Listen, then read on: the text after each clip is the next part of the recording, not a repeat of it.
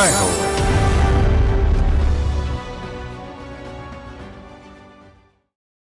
నమస్కారం. సామాన్యుల అసమాన విజయగీతిక ఈటీవీ జయహోకు స్వాగతం. అతడికి 2.5 ఏళ్లు ఎదురు చూసినా కూడా మాటలు రాలేదు. యుక్త వయసు వచ్చినా మనసు వికసించలేదు. అయితే ఓ గురువు అతడిలో ప్రతిభకు పట్టం కట్టి ప్రోత్సహించడంతో రంగుల భాష నేర్చాడు. వర్ణ చిత్రకారుడిగా ప్రసిద్ధుడయ్యాడు. ఇక దక్షిణ కన్నడ జిల్లాలో దేవరావు 6 దశాబ్దాల కృషివలుడు. వరి ధాన్యంలో వందలాది రకాలను పండించారు. విత్తనాలుగా భద్రపరిచి సమాజానికి అందిస్తున్నారు. వినూత్న ప్రేరణ కథనాలతో మీ ముందుకు వచ్చింది జయహో.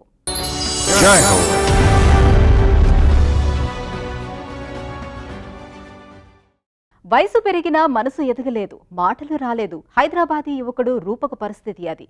వైద్య శాస్త్ర పరిభాషలో అది ఆటిజం స్పెక్ట్రమ్ డిజార్డర్. కన్నవారు తనయుణ్ణి చెన్నై తీసుకువెళ్లి విదేశీ ఆర్ట్ థెరపిస్ట్ దగ్గర శిక్షణ ఇప్పించారు. ఆ కళాత్మక చికిత్స తర్వాత ఇప్పుడు ఆ యువకుడు మనసులో మాటను కుంచెతో అద్దుతున్నాడు. రంగుల భాషలో సంభాషిస్తూ సెలబ్రిటీ అయ్యాడు. తీరిక లేని వర్ణచిత్ర కళాకారుడిగా దేశమంతా ప్రదర్శనలిస్తున్నాడు.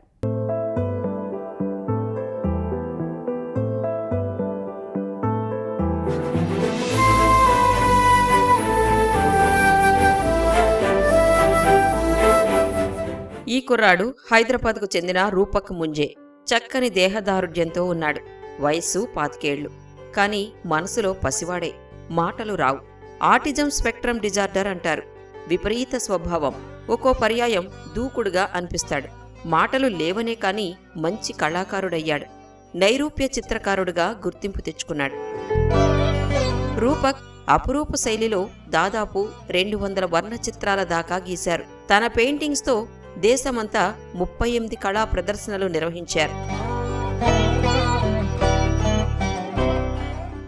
We are working with Rupak since childhood, and he was like responding well to like a normal child. మా రూపక్ను చిన్నప్పటి నుంచి చూస్తున్నాను. మామూలు పిల్లల్లానే చక్కగా స్పందించేవాడు. కానీ ఎందుకో క్రమంగా తన ప్రవర్తనలో మార్పు వచ్చింది. ఆ తేడాను గమనించాం.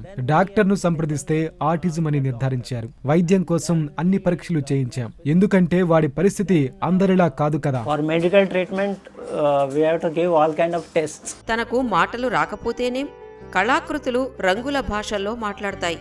ఆ నైరూప్య చిత్రాలు తన మనసేమిటో చెబుతాయి. హైదరాబాద్ వాసి అయిన రూపక్ 2011 నుంచి పెయింటింగ్స్ వేశారు. చికిత్స కోసం చెన్నై వెళ్లినప్పుడు అక్కడ American art therapist Melissa Ender రూపక్లో అసాధారణ ప్రతిభను గుర్తించారు. అతడి సామర్థ్యాన్ని సవ్య దిశకు మళ్లించారు. రూపక్ తన అభిరుచినే వృత్తిగా మలుచుకుని ఉత్సాహంగా ముందుకు సాగారు. We noticed his artistic talent. 16 ఏళ్ల వయసులో మా రూపక్ ప్రతిభను గమనించాం. American art therapist Melissa Ender చెన్నైలో శిక్షణ ఇస్తూ వాడి ప్రతిభను తొలిసారి గమనించారు. మెలిసా అమెరికా వెళ్లిపోయిన తర్వాత బాధ్యతను మేము స్వీకరించాం. ప్రపంచ ఫోరంలో ప్రదర్శించేలా తనను తీర్చిదిద్దాలని నిశ్చయించాం. ప్రతిభ వికసించేలా సహకరించాం. Showcase in World Forum. That is how we have. Rupak 1996లో పుట్టాడు. పుట్టిన 2.5 సంవత్సరాల వరకు బాగానే అనిపించాడు. కానీ రాను రాను బిడ్డ ప్రవర్తనలో మార్పు వచ్చింది. ఆ తేడాను కుటుంబ సభ్యులు గమనించారు. వైద్య నిపుణులను సంప్రదించారు. వైద్యులు అతడిది మందబుద్ధిగా నిర్ధారించారు. ఆటిజం సమస్య. రూపక్ అవసరాలు తీర్చి బతుకు మార్చే బడి చెన్నైలో ఉందని తెలిసింది. ఆ కుటుంబం హైదరాబాద్ నుంచి మకాం మార్చింది. తనయుడికి ఏ చికిత్స బావుంటుందో కళాకారుడైన రాజేంద్ర ముంజేకే అర్థమైంది. వీకెండ్ అనే పాఠశాలను కనుగొన్నారు.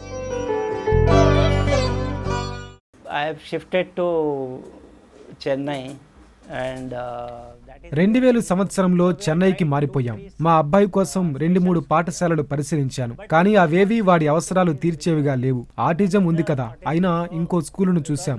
అది అంతే ఉంది. చివరికి వీకెండ్ రూపంలో సరైన పాఠశాల దొరికింది. not the thing. So finally we got the right school here called Weekend. Weekend స్కూల్లో రూపక్ శిక్షణ తరగతులకు హాజరయ్యారు. వర్ణ చిత్రకళలో క్రమంగా సమగ్రంగా ఎదిగారు. పెయింటింగ్స్తో ప్రదర్శనలు నిర్వహించి ప్రసిద్ధుడయ్యారు. 2018లో అక్కడ డిగ్రీ పూర్తయింది. తరువాత చెన్నైలోనే కేన్బ్రిడ్జ్ అకాడమీలో చేరారు. కళాకారుడిగా మరింత పరిపూర్ణతకు కేన్బ్రిడ్జ్ బాట వేసింది. ఉత్తమ కళాకారుడిగా తీర్చిదిద్దింది. తరువాత కెన్బెర్రీ అకాడమీకి వెళ్లి నైపుణ్యాలను మెరుగుపరుచుకున్నారు. And during this journey, I am very much thankful to the center we have got. మా ఈ ప్రయాణంలో రూపక్ కోసం మా అన్వేషణలో కనుగొన్న చక్కని సంస్థ వీకెన్. అక్కడ సిబ్బంది ఎంతో అంకిత భావంతో తీర్చిదిద్దారు. రూపక్ అన్నింటా ఎదిగాడు. అందుకు వారికి మా కృతజ్ఞతలు. 18 ఏళ్లు వయసు దాటాక కెన్బెర్రీ అకాడమీకి వెళ్లాడు. ఈ సంస్థ నిర్వాహకులు పిల్లల సామర్థ్యం పెంచడం మీద దృష్టి పెట్టారు. Started going to the Cambridge Academy. That center is focused on only adults, and their focus is that they build the child's ability and their strength, and they develop that. 2018లో కోచిలోని బిన్నెల్ ఫౌండేషన్ రూపక్ వేసిన పెయింటింగ్ను కళా ప్రదర్శనకు ఎంపిక చేసింది. Chennai rail museum నిర్వాహకులు art camp జ్ఞాపికను బహూకరించారు. కోవిడ్-19 కమ్ముకొచ్చిన సవాళ్లు ఎదురైనా అధిగమించారు. కళాకారుడుగా ఎదిగారు. 2020లో స్టిర్అప్ 2020 అంతర్జాతీయ పోటీకి రూపక్ కళాఖండాలు ఎంపికయ్యాయి. Geneva centre for autism international virtual symposium 2020 తన పెయింటింగ్స్ ను ఎంపిక చేసింది. రూపక్ గీసిన first paint and then think కళాఖండం తన సోదరి రష్మి సహా అనేక వర్ణ చిత్రకారులకు స్ఫూర్తినిచ్చింది. రష్మి తన సోదరుడితో కలిసి ఎన్నో పెయింటింగ్స్ వేశారు. సోదరుడి కళా తపస్సుకు సహకరిస్తూ రూపకల్పనలో ఆమె తరచూ భాగస్వామి అవుతుంటారు. It warms my heart to know that a lot of people are supporting his art. He has been. మా సోదరుడికి లభిస్తున్న మద్దతు చూస్తుంటే నా హృదయం ఉప్పొంగుతోంది. కళాప్రియులు అనేకులు తనకి ఈ కళా ప్రపంచంలో చోటిచ్చి ఓ వేదికనివ్వటం సంతోషంగా ఉంది. బెంగళూరులో తను ఇంక్లూజన్ సమ్మిట్ ఫెలోషిప్ లో భాగస్వామి అయ్యాడు. ఢిల్లీలో రూపక్ ను అనేక పురస్కారాలు వరించాయి. దేశ విదేశీ కళాకారుల సమాజంలో రూపక్ ఒక భాగమయ్యాడు. ఓ కళాకారుడిగా తనను తాను ఆవిష్కరించుకునే అమూల్య సమయం అది. It's a great time to express yourself as an artist. తట్టిల తలా తట్టిన ఆలోచనేమో ఏం సందేశం అందుతుందో. రూపక్ చేతులు ఒక పెయింటింగ్కు ప్రాణం పోస్తాయి. ఆ వేలి కొసలు అద్భుతాన్ని ఆవిష్కరిస్తాయి. మాట ఒక మౌన గీతం. రంగులు పులిమి నైరూప్య చిత్రాలతో నిశ్శబ్ద భాషలో తన మనసేమిటో చెబుతున్నాడు. అలా 20 ఏళ్ల కళాజీవన పయనంలో తన వాణిని స్పష్టంగా వినిపించాడు. ఆ బొమ్మల్లో ఒక ప్రగాఢ, ఒక నిగూఢ తాత్వికత ఏదో దాగి ఉంది. అందుకే కళాభిమానులు అతని కళాఖండాలను అభిమానిస్తున్నారు, ఆరాధిస్తున్నారు. ఒక వేదికనిచ్చి గౌరవిస్తున్నారు. ఆయనకు మట్టే బంగారం, సేద్యమే ప్రాణం. 60 ఏళ్లుగా అదే లోకం. దక్షిణ కన్నడ జిల్లా మితబాగిలు గ్రామంలో అన్నదాత బీకే దేవరావు వరి విత్తన సంరక్షణకే జీవితాన్ని వెచ్చించారు. పరమాన్నం వండిన, పలావు అన్నం పెట్టిన చుట్టుపక్కల జిల్లాల్లో ఆయనిచ్చిన పరిజ్ఞానంతో పండించినవే. సంప్రదాయ ధాన్యంలో 100 రకాలను పండిస్తూ విత్తన బ్యాంకులు ఏర్పాటు చేశారు.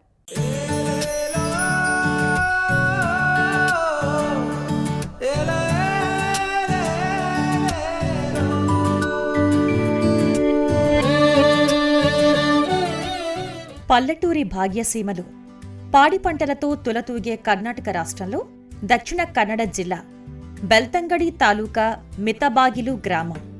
అక్కడి వరి పంటని సిరిపంటగా మార్చిన బీకే దేవరావు ఓ సామాన్య కర్షకుడు.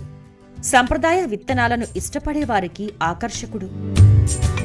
తన 5 ఎకరాల పొలంలో 240 రకాల వరి ధాన్యం పండిస్తున్నారు. దేశ వ్యవసాయిక వారసత్వాన్ని సుసంపన్నం చేస్తూ జాతీయ స్థాయిలో రైస్ మాస్ట్రోగా గుర్తింపు పొందారు. మిత్తబాగిలు గ్రామం సమీపాన ఆమై అనే ఊరిలో నివసిస్తున్నారు.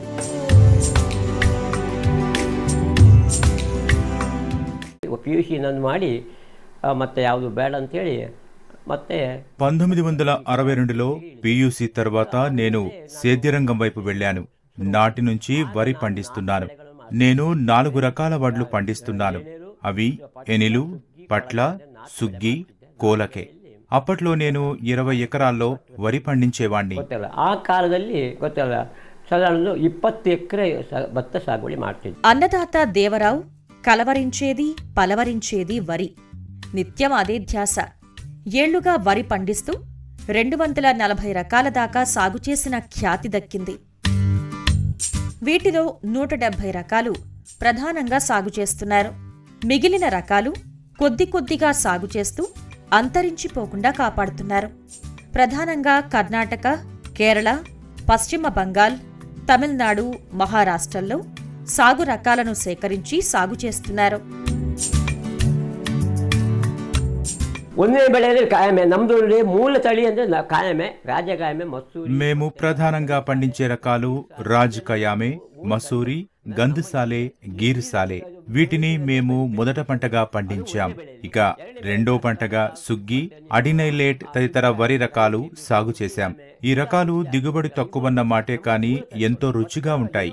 హైబ్రిడ్ బియ్యం కంటే స్థానికంగా పండించిన బియ్యమే మేలని నా అనుభవంతో చెబుతున్నాను. భత్తಗಳು ಭಾರಿ ಒಳ್ಳೆಯದಾಗುತ್ತವೆ. దేవరావు ఇంటిని వ్యవసాయ క్షేత్ర సందర్శకులకు సేద్య పర్యాటక ప్రదేశాన్ని చూసిన అనుభూతి కలుగుతుంది. రకరకాల వరి విత్తనాలు విశేషాలు తెలుసుకునే పర్యటనగా మిగులుతుంది. వరి విత్తనాలలో ప్రతి రకాన్ని సమర్థంగా పరిరక్షించటంలో, సేకరించటంలో ఆయన కుటుంబ సభ్యులు ముఖ్య పాత్ర పోషిస్తున్నారు.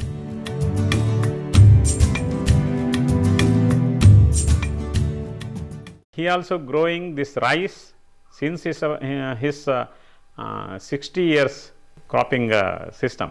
నాన్న 60 ఏళ్లుగా వరి పంట పండిస్తున్నారు. తాను సేకరించిన వరి విత్తన రకాలకు నారు పోస్తారు. ఏ విత్తనాలను ఎప్పుడు వేయాలి, ఏ నారు ఎప్పుడు నాటాలి, పండిన తర్వాత ఎప్పుడు ఆ ధాన్యం తీసుకొని విత్తనాలుగా చేయాలన్నది ఆయనకు బాగా తెలుసు. ఇది పద్ధతిగా సాగే ప్రక్రియ. కోసిన పంట నుంచి ధాన్యం తీయాలి, ఆరబెట్టి విత్తనాలుగా సిద్ధం చేయాలి. క్రమ పద్ధతిలో సాగాలి.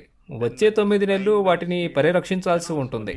Final one, keeping the seed in a systematic way for the next 9 months time. ఆయన సేకరించి పరిరక్షించిన విత్తనాలలో ప్రతి రకానికి ప్రత్యేక లక్షణాలు ఉన్నాయి. ఉదాహరణకు మణిపూర్ మత్తా విత్తనాలని తీసుకుంటే నీలం లేదా నల్లని రంగులో ఉంటాయి. ఎంతో రుచిగా ఉంటాయి. గంధసాలే బియ్యంతో పాయసం చేసుకుంటారు. కలామే, చెన్నపొన్ని, అతికరాయ, నవర రకాలకు ప్రత్యేకతలు ఉన్నాయి. నవర రకం బియ్యం బాలింతలకు మంచిది అని నమ్ముతారు. రావు కుమారుడు బీకే పరమేశ్వర్ ఏ జాతి విత్తనానికి ఏ పొలం సరిపోతుందో అవగాహన కోసం మ్యాప్లు రూపొందించారు.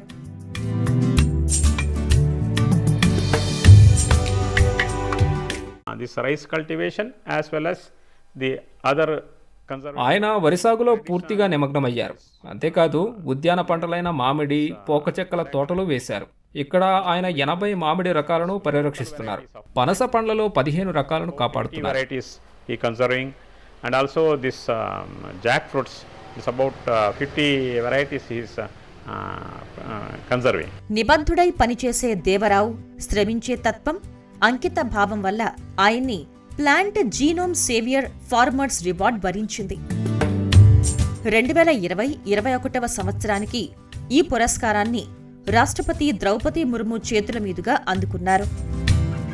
ఆయన కృషితో స్థానిక సంప్రదాయ వరి విత్తనాలు మనుగడ సాగిస్తున్నాయి. వాటికెంతో సాంస్కృతిక ప్రాధాన్యం ఉంది. కొన్ని ప్రత్యేక వంటకాలకు వీటిని ఉపయోగిస్తారు. ಪ್ರಣಬ್ ಮುಖರ್ಜಿ ಇದ್ದದ್ದು ಆ ಕಾಲದಲ್ಲಿ ನನಗೆ ಅವರ 2017లో నాకు సృష్టి సమాన పురస్కారం లభించింది. నాటి రాష్ట్రపతి ప్రణబ్ ముఖర్జీ కార్యదర్శి ప్రదానం చేశారు. 2019లో కర్ణాటక ప్రభుత్వం రాజ్యోత్సవ పురస్కారంతో సత్కరించింది. 2023లో రాష్ట్రపతి ద్రౌపది ముర్ము చేతుల మీదుగా ప్లాంట్ జీనోమ్ అవార్డు అందుకున్నాను. ಈಗ ಸಹ ನಾನು ಅದನ್ನು ಮುಂದರಿಸಬೇಕು ಗೊತ್ತಲ್ಲ, ಆ ಸಲುವಾಗಿ ನಾನು ಅದನ್ನು. సంప్రదాయ వరి రకాలు క్రమంగా కనుమరుగు కావటం దేవరావుకు నిరాశ కలిగించింది. వాటిని పరిరక్షించాలని నిశ్చయించారు. భావ సారూప్య రైతుల నుంచి, సంస్థల నుంచి పాత వరి ధాన్య రకాలను సేకరించడం ఆరంభించారు. విత్తన బ్యాంకును నెలకొల్పారు. సంప్రదాయ విత్తనాలను కాపాడాలి అన్న ఆయన సంకల్పం సాగిస్తున్న అవిశ్రాంత కృషి, అంకిత భావం స్ఫూర్తినిస్తోంది.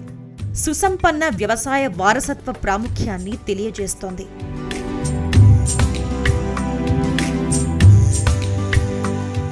ಆಧುನಿಕದ್ದು ಅದು ನೋಡಿ, ಈಗ ಚಾಪೇಜಿಗಳು ಹಾಕಿ ಅಥವಾ ಇದರಲ್ಲಿ ಮೆಷಿನ್ ನಡುವಂಥದ್ದು.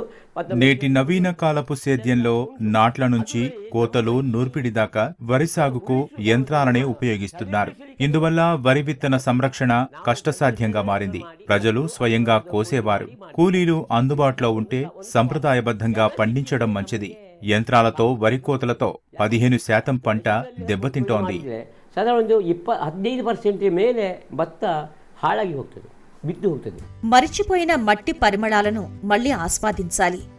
సిరులు కురిపించే సంప్రదాయ వరి రకాలను పరిరక్షించాలి. కన్నడ కర్షకుడు దేవరావు తిరుగులేని నిబద్ధత వరి సాగుకు ఆశాజ్యోతిలా భాసిస్తోంది. భావి తరాల కోసం ఈ జీవ వైవిధ్యం, అమూల్య జాతులు వృద్ధి చెందుతూనే ఉండేలా, కలలు పండేలా మార్గదర్శనం చేస్తోంది. వైకల్యము విసిరిన సవాలుకు విజయంతో జవాబు చెప్పిన రూపక్, సంప్రదాయ వరి విత్తన పరిరక్షణే ధ్యేయంగా దశాబ్దాలుగా కృషి చేస్తున్న దేవరావు ఉభయలు నిజమైన విజేతలు, నిండు స్ఫూర్తిదాతలు. మరిన్ని కథనాలతో వచ్చే వారం జైహోలో మళ్లీ కలుద్దాం. నమస్కారం.